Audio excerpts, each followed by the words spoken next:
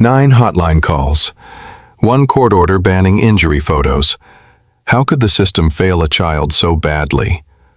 This is the heartbreaking story of Avery Lee Hobbs, a 4-year-old girl whose life ended far too soon. A life that could have been saved, if only someone had listened. Avery's story isn't just about the loss of a young girl. It's about the many chances to save her that were missed.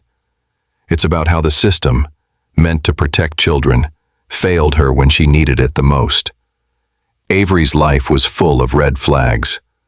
Her mother, Brittany Roll Mays, had a history of violence, and the signs were clear. Avery was hurt, and no one stepped in fast enough. The system saw these warning signs but chose to ignore them. 9 hotline calls were made, yet nothing was done. One judge even ruled that no one could take pictures of Avery's injuries. Why? Why would the system protect an abuser and not a child in danger? It doesn't make sense, does it?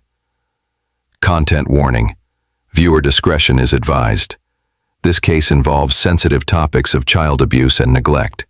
How does a mother's abuse, a broken system, and ignored warnings result in the death of a bright young girl? How could all the signs be missed, and why did no one step in to help her? Avery's story isn't just a tragedy. It's a question that we all need to ask. How do we prevent this from happening again? Now, before we jump deeper into Avery's heartbreaking journey, I want to hear from you. Where are you watching from? And what time is it now in your location? It is important for me to know your location and time. This enables me to know exactly how to engage with you. What do you think needs to change in child protection systems to prevent stories like Avery's from happening again? Let me know your thoughts in the comments below. And if you're moved by Avery's story, don't forget to like, subscribe, and share this video. The more we raise awareness, the more we can push for change. Let's get into this story, because Avery deserves to be heard. Avery Lee Hobbs was born in 2011, a sweet little girl who deserved all the love and care in the world. But from the very beginning, Avery's life was anything but easy. She was born with a fragile start, struggling with health issues right from birth. Doctors described her as a premature baby, weak and underdeveloped. She spent a lot of time in the hospital, fighting to stay alive, and that should have been enough of a warning that she needed special care. But it wasn't just her health that was in danger. The real threat to Avery's safety would come from someone who was supposed to protect her the most, her mother, Brittany Roll Mays. Avery's mother, Brittany, had a history of violence long before Avery was born. Brittany wasn't the loving, nurturing type of mother you might expect. Instead, she had a criminal background, and violence seemed to follow her wherever she went. She had a history of violent behavior and had been in trouble with the law before Avery was born. This should have been a huge red flag for everyone, but instead, Brittany was allowed to take care of her daughter, even though her past suggested she was not fit to be a mother. It didn't take long for the first major warning sign to appear. When Avery was just 4 weeks old, a shocking incident occurred. One day, after an innocent accident in the bathroom, Avery was found with a severe skull fracture. A tiny, defenseless baby, just 4 weeks old, had suffered a life-threatening injury. How could this have happened? And more importantly, how could a mother who caused such harm be allowed to continue raising her child? The story around the injury was vague. Brittany claimed it was an accident, an unfortunate fall, but the doctors weren't convinced. Avery's skull fracture wasn't the result of a simple fall, and the hospital staff immediately raised concerns. They called it blunt force trauma, and knew this wasn't just a typical baby accident. For Avery to have suffered like this, it meant someone had intentionally hurt her.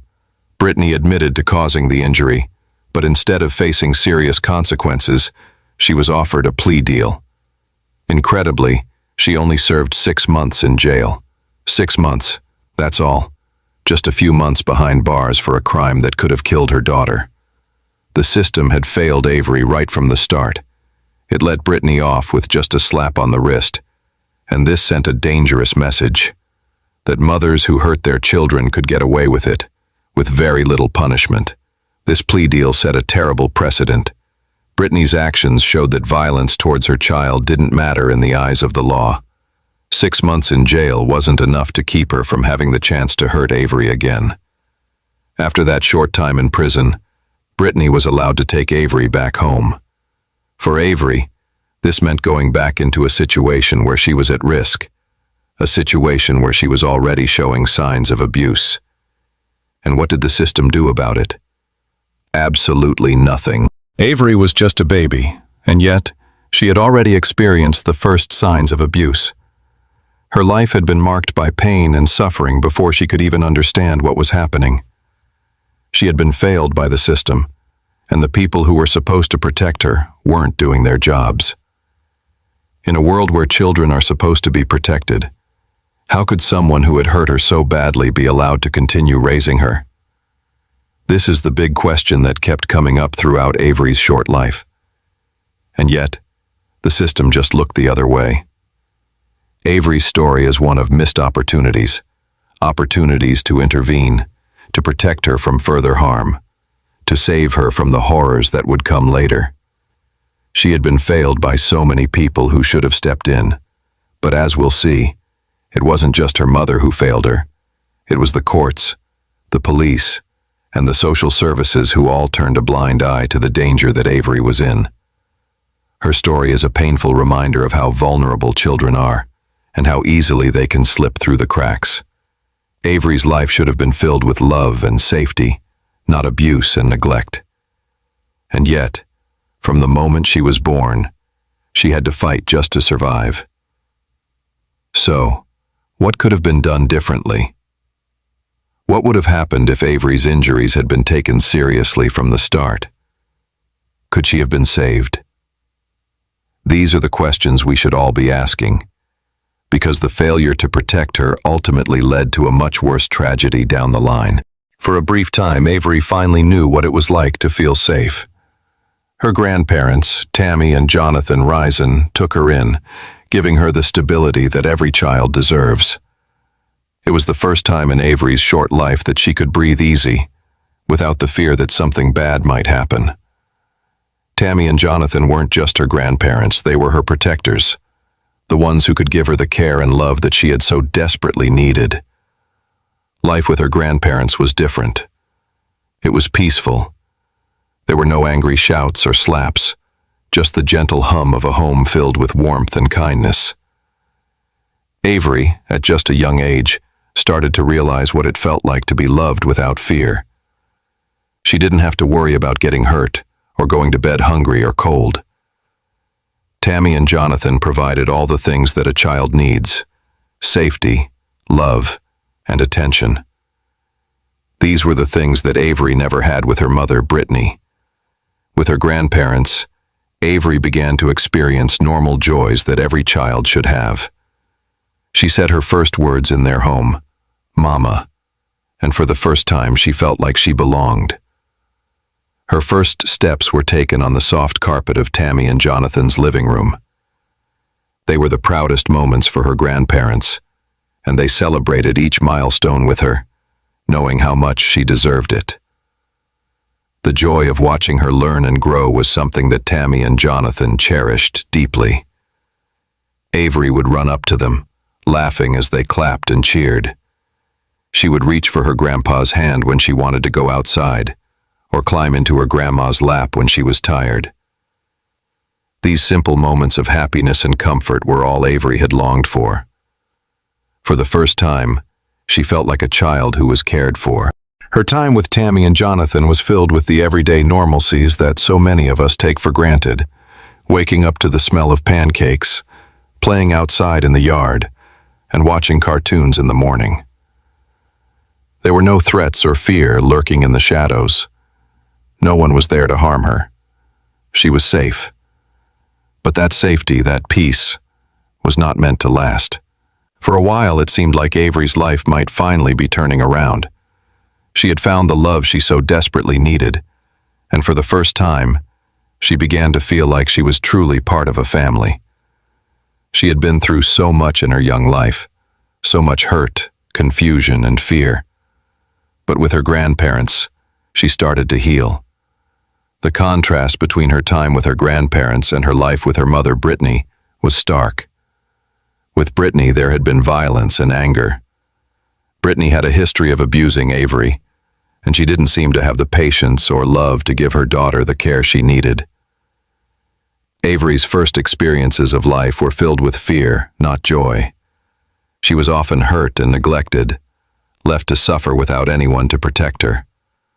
But with Tammy and Jonathan, Avery found something that had been missing in her life: peace. Tammy and Jonathan were not perfect, no one is. But they were kind, loving, and most importantly, they always put Avery first.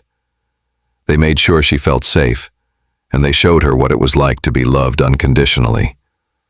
Avery started to call Tammy Mommy, the first time she'd ever done that for anyone. She felt cared for, and that was all she needed. But as with many good things in life, Avery's happiness was cut short. The system that had failed her so many times before would do so again. Despite the stability she had found with her grandparents, the courts decided it was time for her to return to her mother. Avery's safety was once again torn away from her, and she was sent back to the one place she feared the most. The system that was supposed to protect her failed her once again, and Avery was returned to a home where danger lurked. Her mother had been granted visitation rights, and despite the bruises, the marks, and the warnings from daycare workers, nothing was done to stop it. The abuse continued, and Avery had no choice but to endure it. What went wrong? Why was Avery returned to a home where she was no longer safe? How could the system allow this? These questions linger, unanswered, and they lead us to the next part of Avery's story, a story that should never have ended the way it did. Avery's time with her grandparents should have been the beginning of a new chapter in her life, one filled with love and safety. But instead, it was just a brief moment in time, an escape from the reality she had to face once again. The question remains: how many times would the system fail Avery before it was too late? Avery Lee Hobbs had already been through so much for someone so young. Her life had started with violence, and it seemed like every time she was beginning to feel safe, the system would pull her away from the people who loved her the most. In this chapter, we learn just how broken the system was when it came to protecting her, and how the warnings, loud and clear, were ignored. The court had already decided Avery's fate before she was even old enough to understand it. Despite the many signs of abuse, despite her injuries, despite the constant reports and concerns from the people who loved her, Avery's mother, Brittany Roll Mays, was granted visitation rights. These rights meant Avery would have to spend time with her mother, even though everyone knew she was unsafe in her care. It seemed like the system didn't care about what Avery had been through, or how many times her grandparents, daycare workers, and even pediatricians had raised alarms about her safety. It felt as though the judge had decided that, no matter how much Avery suffered, her mother's rights came first. But what the court didn't see was the deep hurt that Avery would carry after every visit with her mother. When Avery came back from these visits, her body told a tragic story. She wasn't the same happy, smiling little girl who left the house. Instead, she returned bruised, beaten, and broken in ways that no child should ever experience. The first time Avery returned from a visit with Brittany, she had bruises all over her arms and legs. It wasn't just a little bump here or there. No, these bruises were evidence of something much worse. They were bite marks on her skin, as if someone had grabbed hold of her and didn't want to let go. On top of that, there were belt marks on her back, stripes that spoke of harsh, violent punishment. These injuries were the unmistakable signs of physical abuse. Avery wasn't just hurting physically, though. When she was asked about what had happened, she spoke words that no child should ever have to say. "Mommy hurt." Those words, so simple and painful, were a cry for help that was ignored. Even though Avery was only a child, she somehow found a way to tell the world about her pain.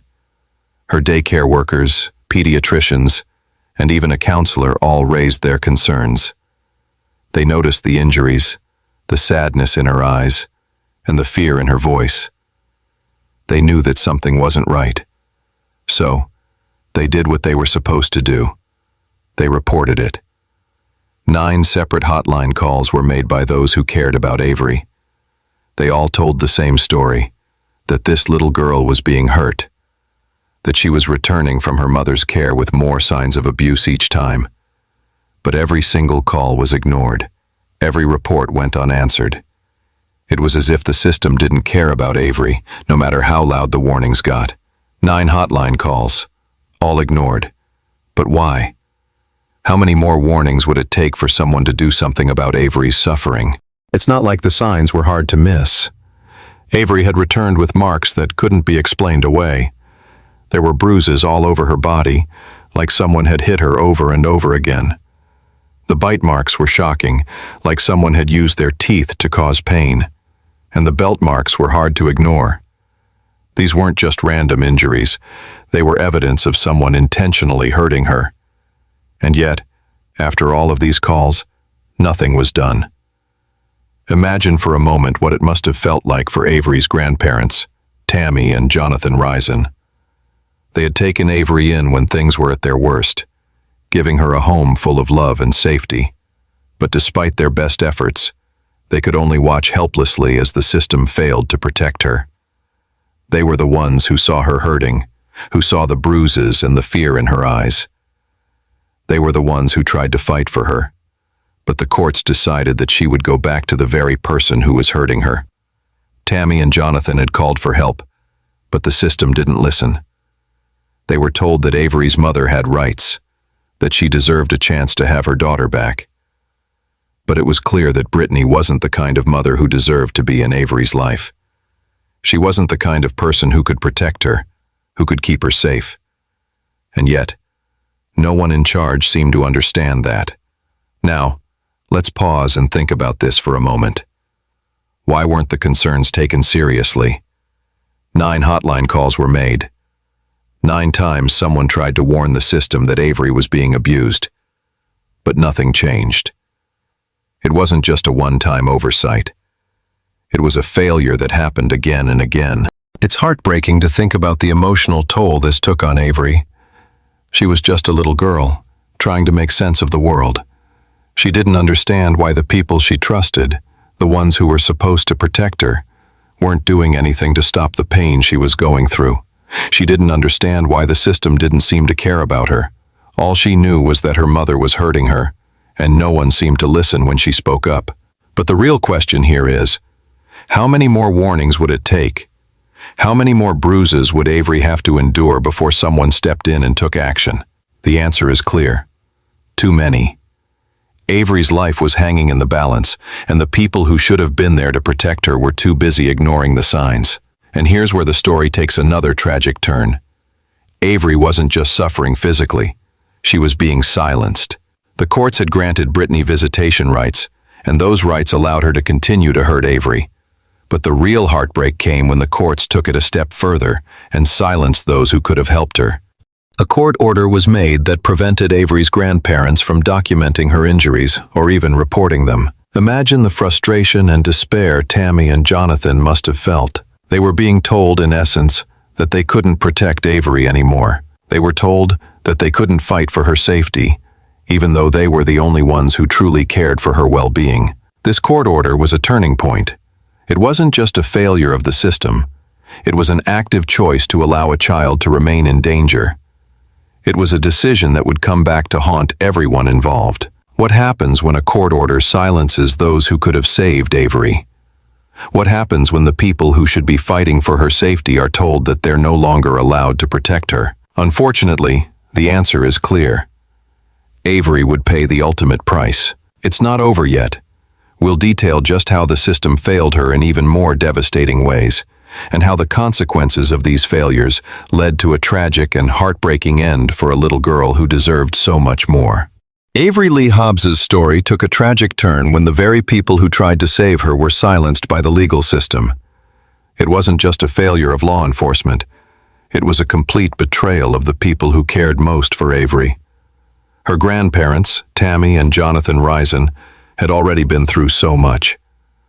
They loved their granddaughter deeply, and when they saw the signs of abuse on Avery, they fought hard to protect her. But the system that was supposed to help protect children instead stood in their way.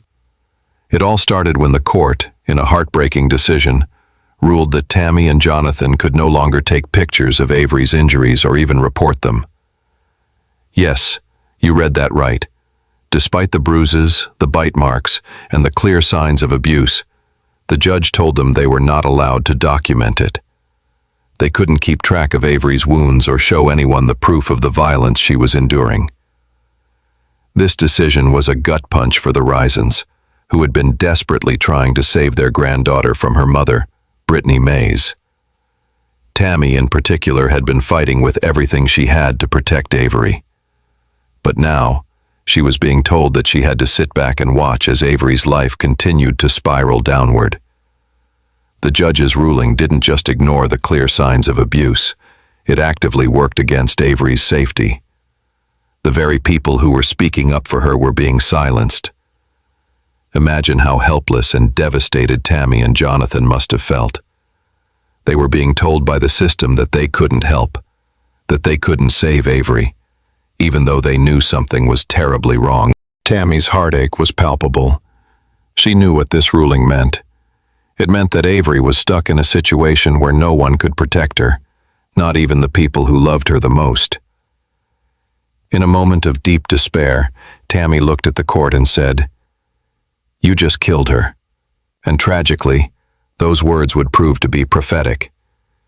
Avery would die just months later, the victim of repeated abuse that the system allowed to continue. When Tammy said those words, she wasn't just expressing anger or frustration.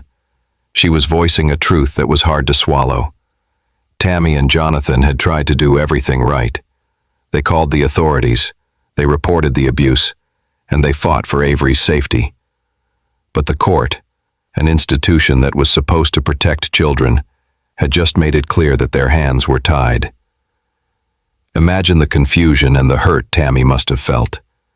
She wasn't allowed to protect her granddaughter. She wasn't allowed to show the world the truth. The legal system, instead of being a shield for Avery, became a weapon used against her. And here's the real kicker. This wasn't the first time the legal system had failed Avery. From the moment Brittany was first accused of hurting her daughter, the system had made one mistake after another.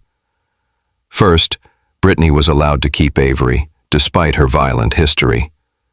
Then, despite repeated warnings, Avery was returned to her mother's care. Now, with this court order, the system wasn't just ignoring the warning signs. It was actively making it harder to save Avery's life. How could this happen? How could a system that is supposed to protect children allow something like this to happen? How could a court, knowing what Avery had gone through, decide that her grandparents, the ones who loved her most, should not be able to document her injuries or even report them? This is the injustice that Tammy and Jonathan faced, and this is the heart-wrenching truth at the core of Avery's case. Tammy's words echo in our minds. You just killed her. But in a way, those words weren't just directed at the judge. They were directed at the entire system. A system that ignored the red flags. A system that allowed Avery to return to an abusive home. A system that shut out the voices of those who cared most. And, in the end, a system that failed her completely. The frustration and despair Tammy felt were real. It wasn't just anger. It was a deep, helpless sadness that she couldn't protect her granddaughter.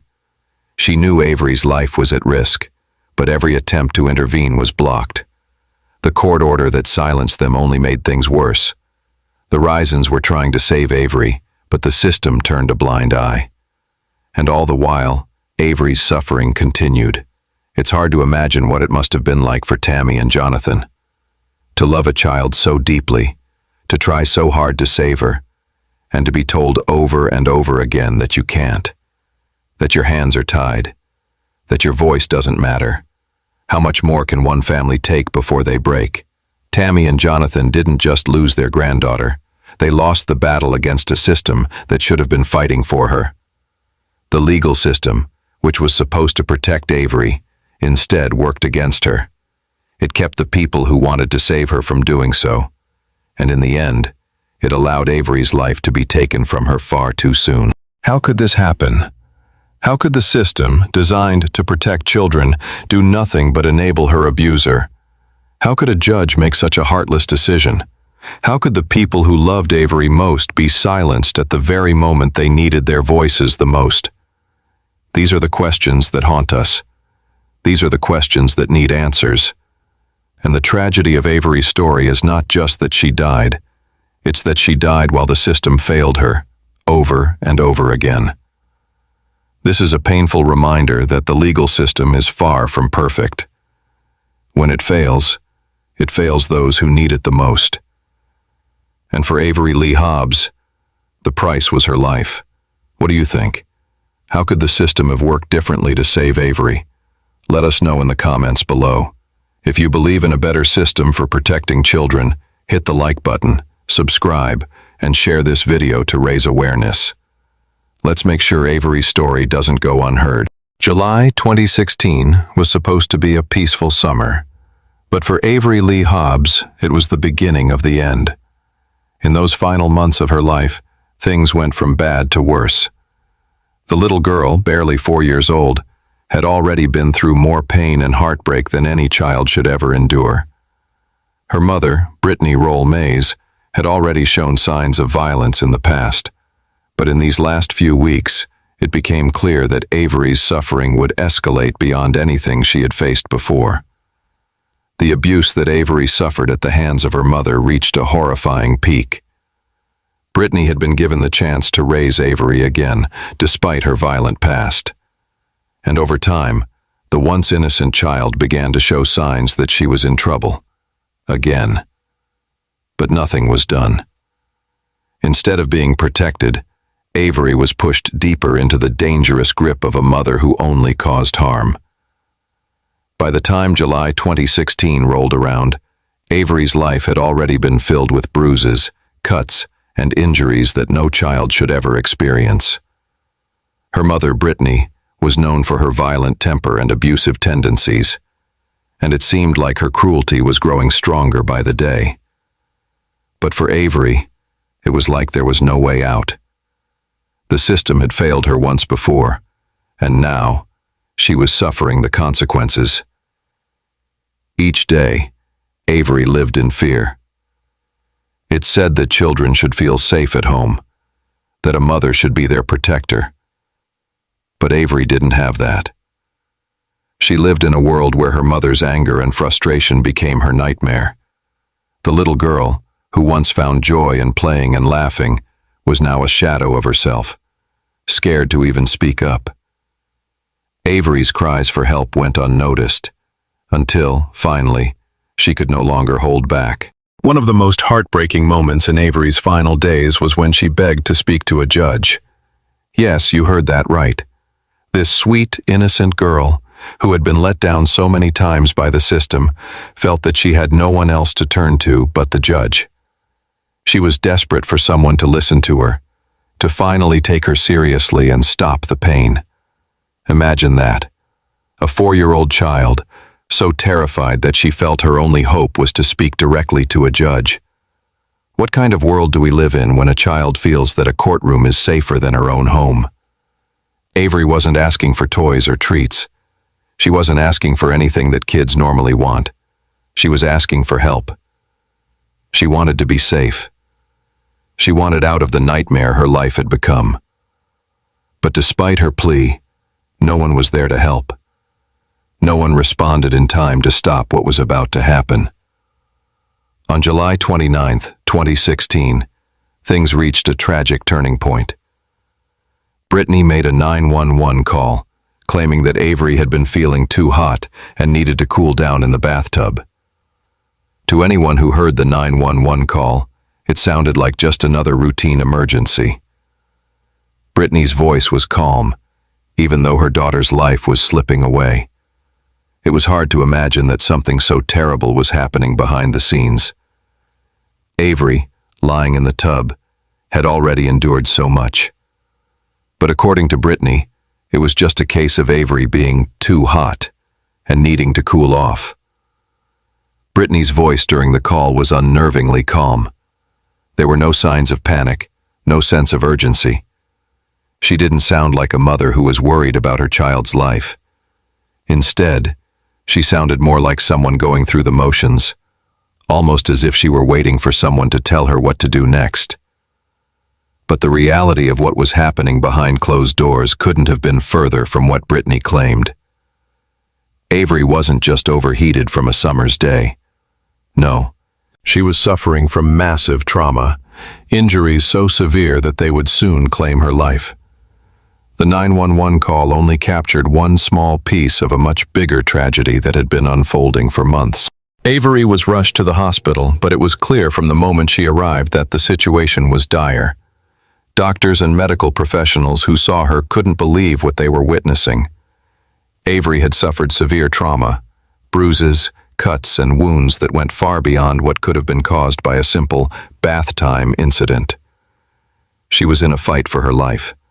Doctors worked around the clock to save her, but despite their best efforts, Avery's body was too weak, and her injuries were too much for her to survive. For 72 long hours, Avery fought to stay alive. But the pain she had endured, both physical and emotional, was too overwhelming. She passed away in the hospital, a little girl who had suffered more than most adults could imagine. It was a heartbreaking, tragic end to a life that had only just begun. Avery never got the chance to experience the world in the way she should have. She never got to grow up, to play, to laugh, or to find the safety she desperately needed. Instead, her life was cut short by the hands of someone who should have loved and protected her, her own mother. What makes this story even more disturbing is the contrast between Brittany's calm demeanor during the 911 call and the horrifying reality of Avery's injuries.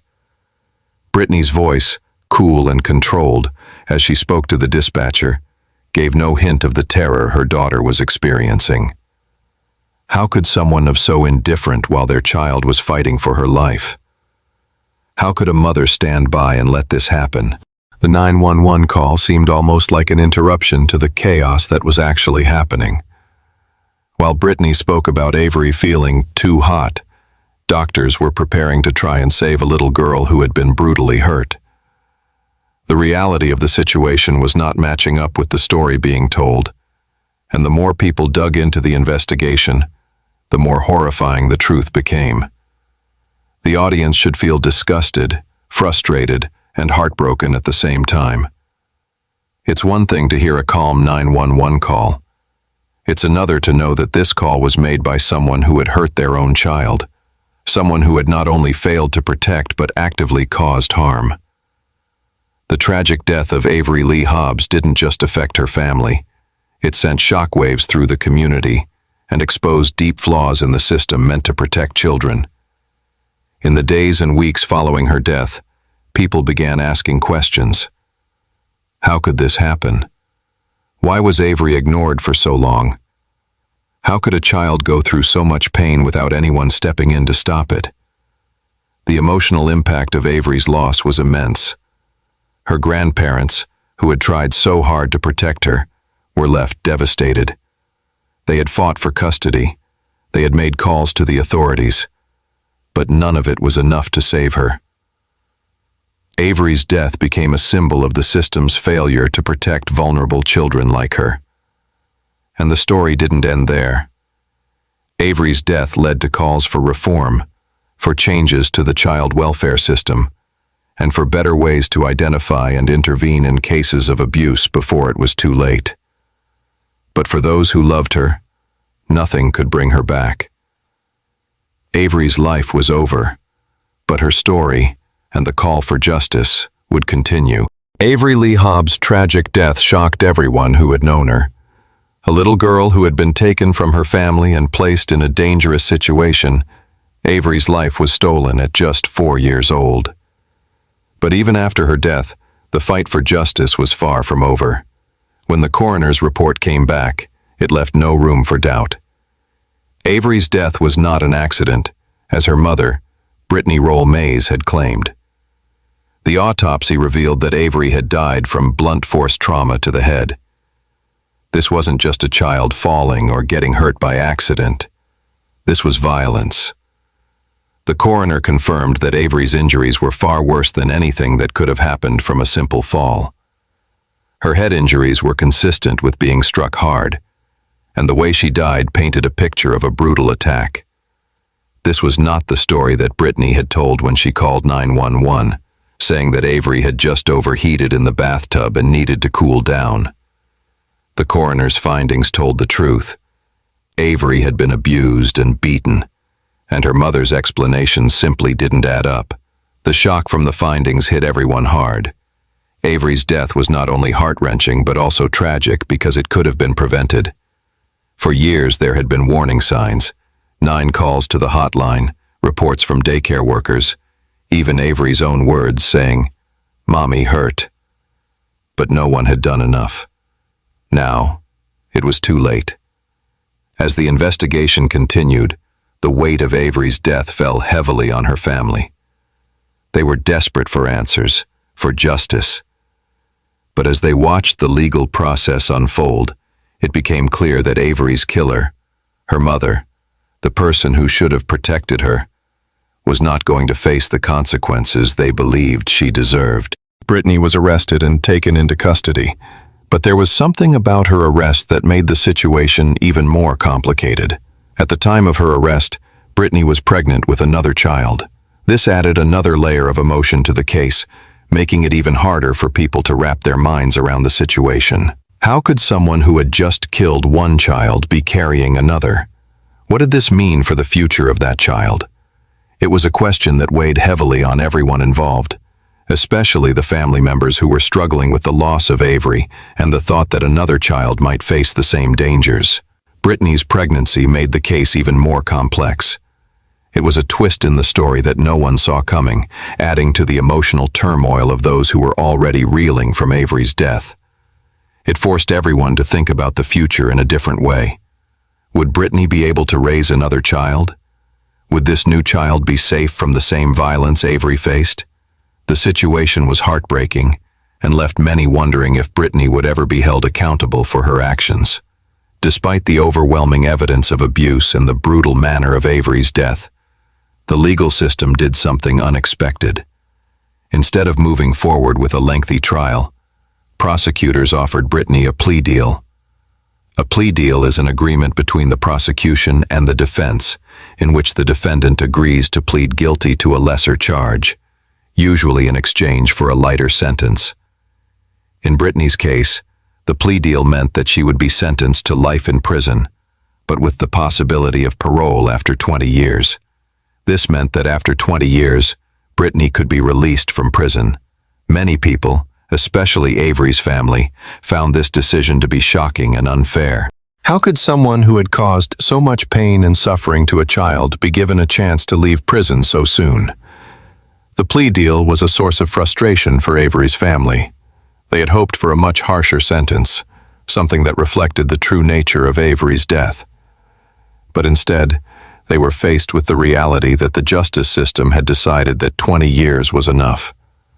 They couldn't understand why the system wasn't doing more to hold Brittany accountable for what she had done to Avery. Was 20 years really enough for taking the life of a child? For Avery's family, the plea deal felt like a slap in the face.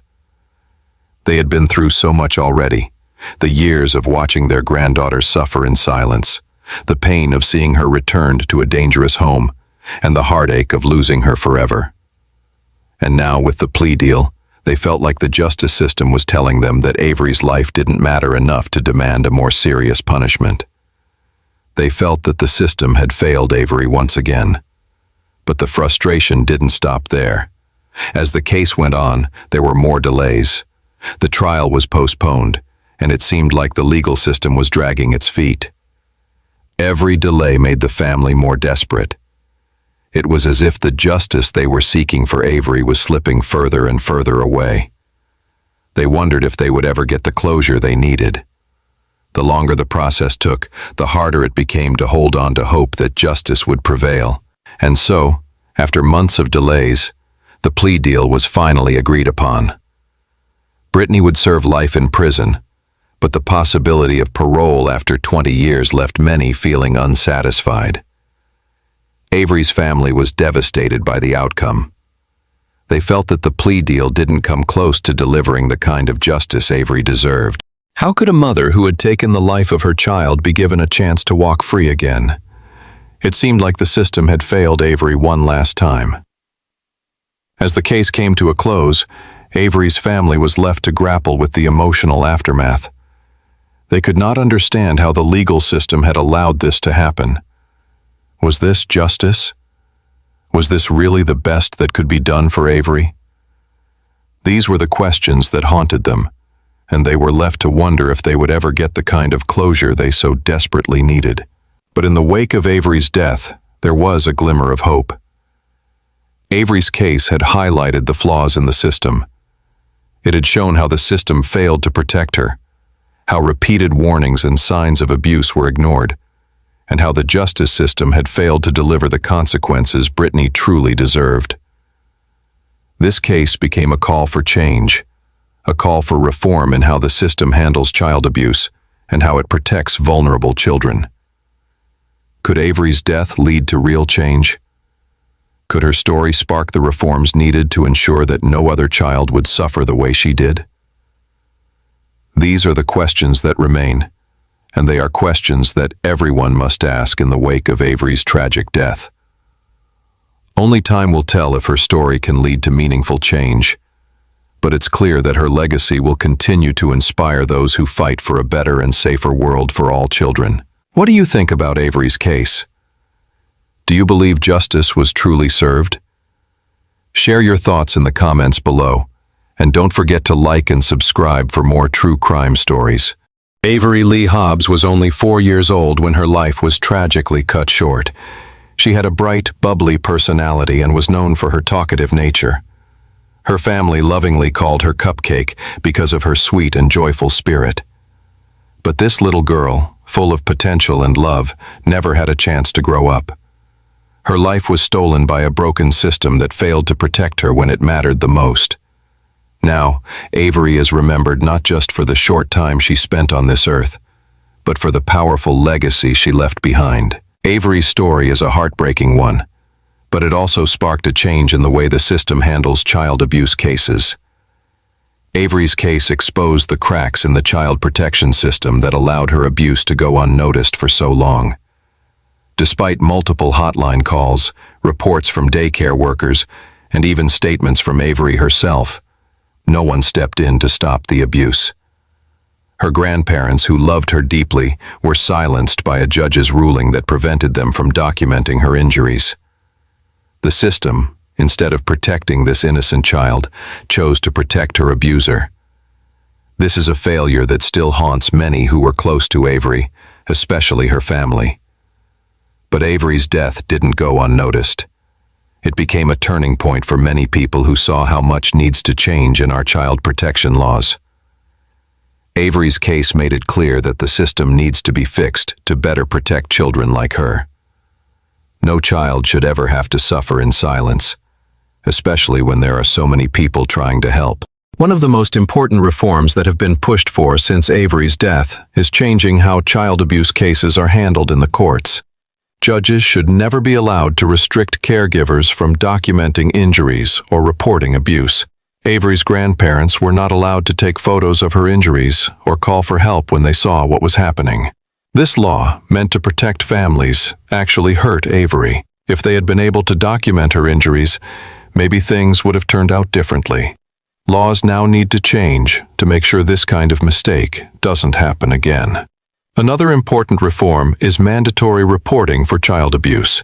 This means that anyone who suspects abuse, whether they're a teacher, doctor, or neighbor, must report it to the authorities. There can't be any more ignored calls or missed opportunities to protect a child. If those who cared for Avery had been able to reach out without fear of being silenced, perhaps her story could have had a different ending.